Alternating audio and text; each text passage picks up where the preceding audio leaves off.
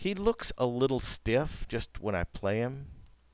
When I play, just the upper body looks a little stiff, and I'd say probably the biggest issue is, yeah, the toe tap is definitely not right, but I'll let you fix that. Um, is that his body stays at the same angle. Take a look at that. An animation editor, graph editor. And by the way, I'm seeing quite a few motion, quite a bit of motion that has the same keyframe. In other words, that's flat. And if I'm not planning to change the translate Z on this, which I might want to, but you can. There's a nice tool, edit, delete all by type, static channels, and then what happens is that everything that doesn't have any motion in it doesn't show up when you load the graph editor. Let's take a look. See how now only the translate Y, which makes it a lot easier to edit it because that's the only thing you've added motion to. So it's also easier to correct things because there were some mistakes in where you started, where you had set the keys, and now the keys are gone because you didn't need them. If they don't change, you don't need them. It'll whatever the key was is now its default position. So I would say, yeah, he could use some little balance. See, it looks, even though you're rotating the shoulders and the hips, he still looks a little stiff. And I'm not sure if the hip is rotating this way. It's rotating around Y, but it should also rotate around Z. Let's take a look. That should be the hip rotation.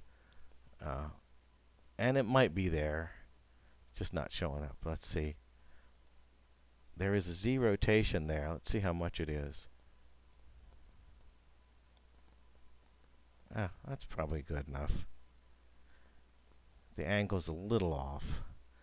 You can also test that by viewing infinity, and it looks like your angle is good. I mean, it can be tweaked. Oh, you couldn't see that, could you? Let me undo that. See the angle? All I did was I just middle mouse to get that straight. You wouldn't notice that. That's not a big deal. But I'm definitely noticing that the angle of his body stays the same. Personally, and there are people who walk like that, but personally, I like a little variety in it. I can also see a pretty important issue here, is that he's walking what I call the Groucho walk, which is that he keeps his legs bent the whole time. And it's okay here, but when you get to the passing position, it's going to look a lot better if he goes, and we don't want to do it to the hip, we want to do it to the cog. If he goes up. Now what I prefer, rather than moving something up like that, is to go back to the graph editor and look at the translate Y and say, okay, oh, there's no key there anyway. Okay, well, it's hard to do it where there's no key, so I'm just going to make a key.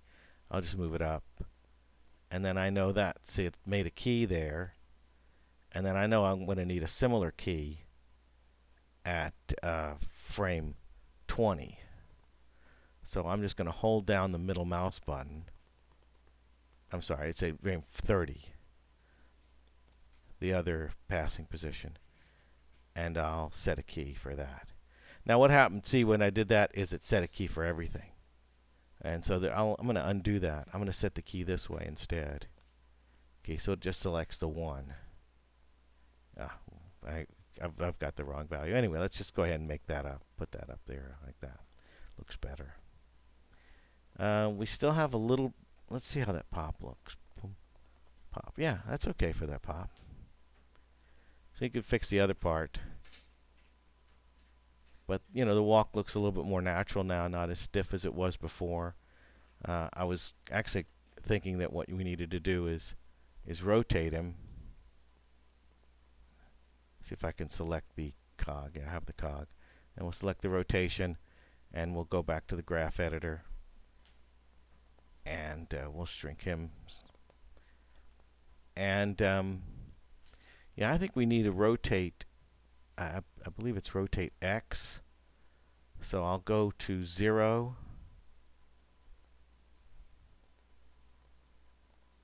And I think that key is good. So I will key that. And then, you know, the routine, you go all the way to the end and you key. So you have your beginning and end the same. And then I also know the middle has to be sort of the same. So the only change really is I'm going to straighten them up a little bit there, and then middle mouse, and then there. So now I should have rotate X should be a smooth curve, and I want to flatten these ends so that it makes a good cycle.